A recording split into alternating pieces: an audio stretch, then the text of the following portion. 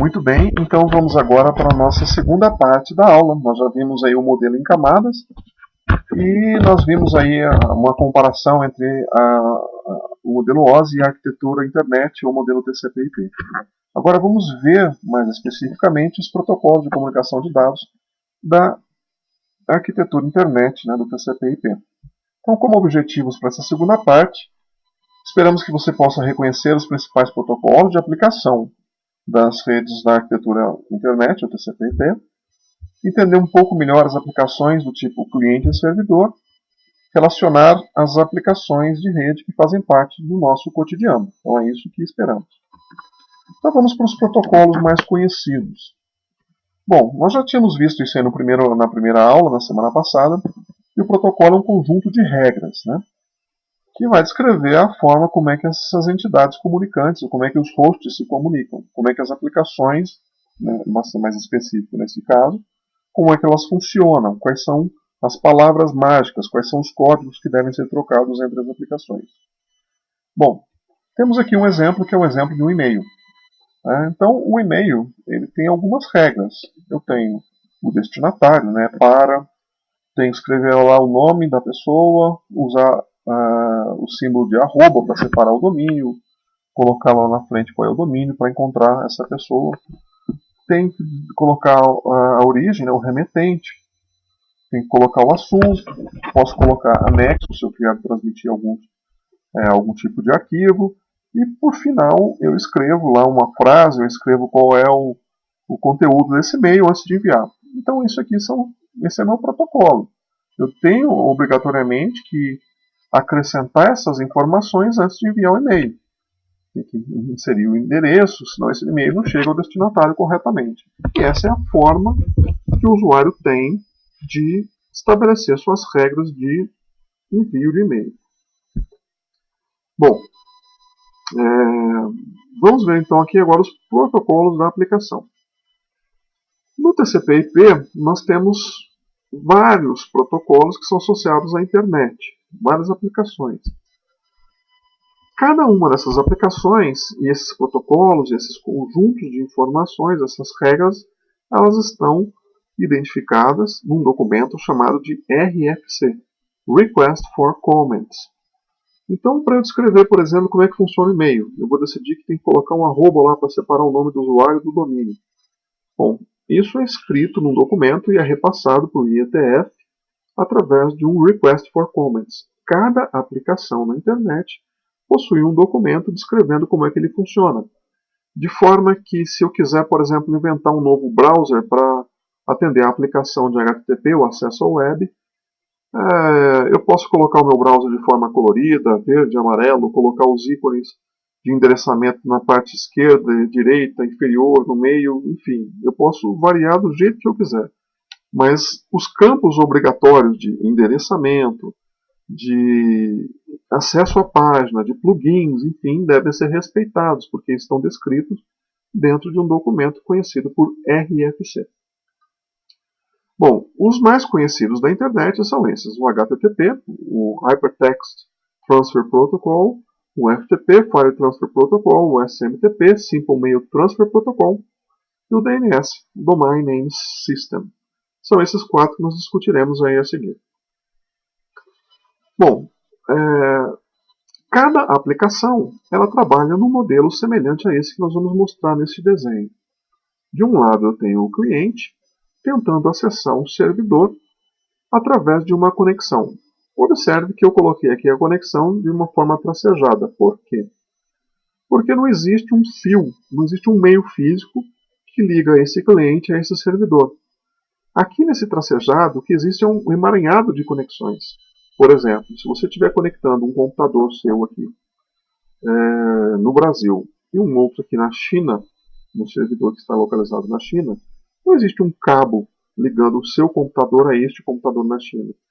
Você vai ter que passar pelo seu provedor de acesso, que vai acessar a Embratel, que vai acessar a TIT, que vai acessar diversos outros pontos de funcionalidade, de conexão, até chegar na China.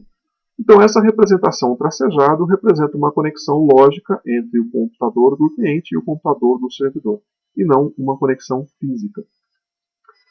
Bom, outros elementos aí que são importantes para as aplicações de cliente e servidor do lado do cliente eu tenho a aplicação do cliente, o endereço IP do cliente e a porta lógica do cliente. Já vou falar sobre porta lógica.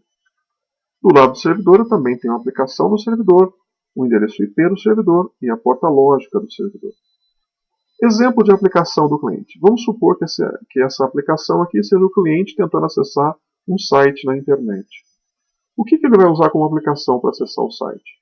Ele vai usar como aplicação um browser, um navegador. Um Mozilla, Firefox, Chrome, Internet Explorer, enfim. E do lado do servidor? Bom, do lado do servidor, vocês terão uma disciplina só para tratar dessa parte aí de configurações de servidores para a internet. Logo se não me engano, na próxima disciplina, no próximo semestre. Então, do lado do servidor, nós temos uma aplicação que vai receber ou que vai armazenar esses conteúdos que serão acessados por um cliente na internet. Eu preciso do endereço IP do cliente, o endereço que vai localizar esse cliente aqui na internet, e também preciso localizar o servidor na internet. Então, o cliente pede uma informação para o servidor responde através desses endereços conhecidos. A porta lógica, ela refere-se ao tipo de aplicação. Imagine, por exemplo, esse cliente ele pode estar acessando um e-mail, ao mesmo tempo ele abriu uma página na internet, ao mesmo tempo ele está fazendo o download de uma música. Cada aplicação dessas estabelece-se uma seção de conexão que é identificada no cliente através de um número conhecido por porta lógica. Da mesma forma, o servidor também reconhece cada aplicação através de um número de porta lógica. Bom, está aí o exemplo então da conexão com o HTTP, o primeiro protocolo. Vamos fazer aqui um exemplo onde o cliente está com o endereço localizado no endereço 92.168.10.1. Esse é o formato de endereçamento IP, nós estudaremos isso já na terceira semana. E aqui o servidor no IP 200.100.10.20. Aqui está a conexão, o servidor HTTP, representado aqui por www, e a porta de conexão do servidor. A porta padronizada para a aplicação HTTP é a porta 80. Já o cliente tem que ter uma porta com numeração acima de 1024, mas a porta ela não é sempre a mesma, ela varia cada vez que o cliente faz um acesso à internet. Já o servidor, se for um servidor de aplicação HTTP, sempre essa porta será 80. Vamos ver.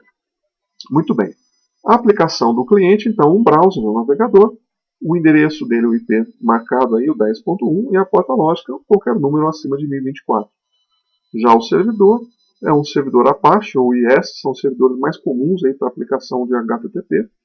O endereço é este, 200.100.10.20, como é que o cliente vai localizar o servidor, e a porta lógica é a porta 80. Essas aqui são algumas portas lógicas, as mais conhecidas, principalmente das aplicações que nós vamos trabalhar nessa semana aí.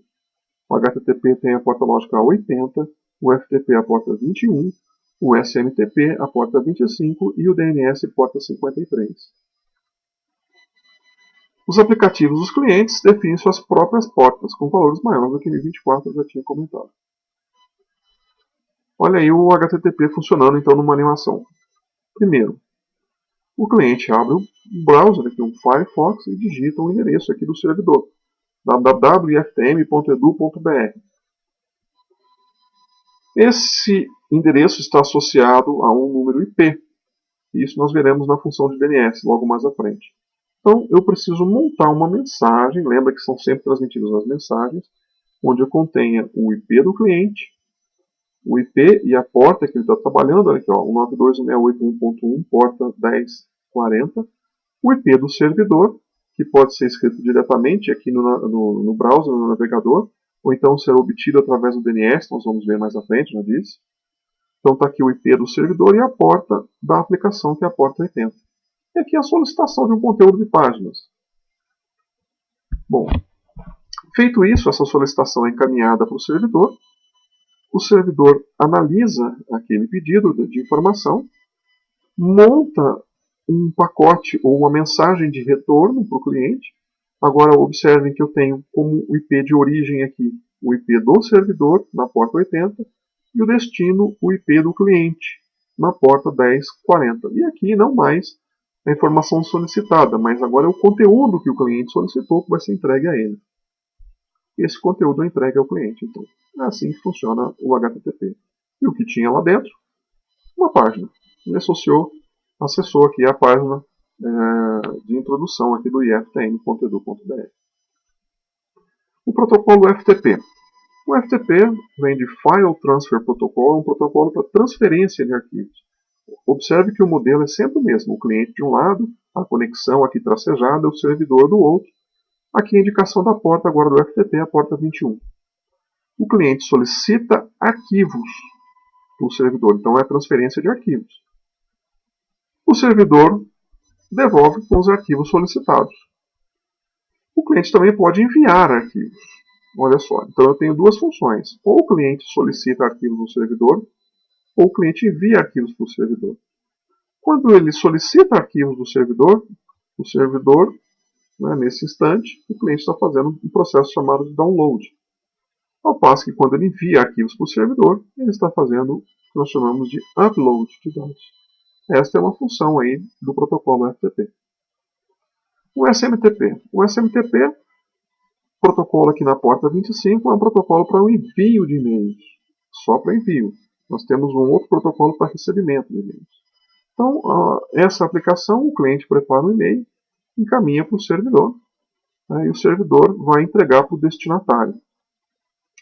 Bom, observe que para receber e-mails, uma vez que enviou aí para o provedor do cliente, quem vai receber esse e-mail precisa utilizar um outro protocolo que não vai ser tratado nessa disciplina, que é o protocolo POP, Post Office Protocol, um protocolo para recebimento de e-mails. Esse utiliza a porta de número 110.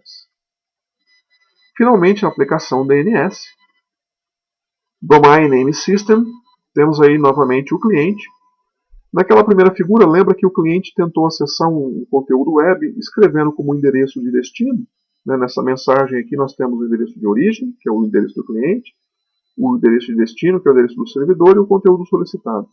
Escrevendo no endereço de destino, ao invés desse endereço no formato numérico, o IP, no formato www.iftm.edu.br, que é o que o usuário normalmente digita quando ele abre o navegador.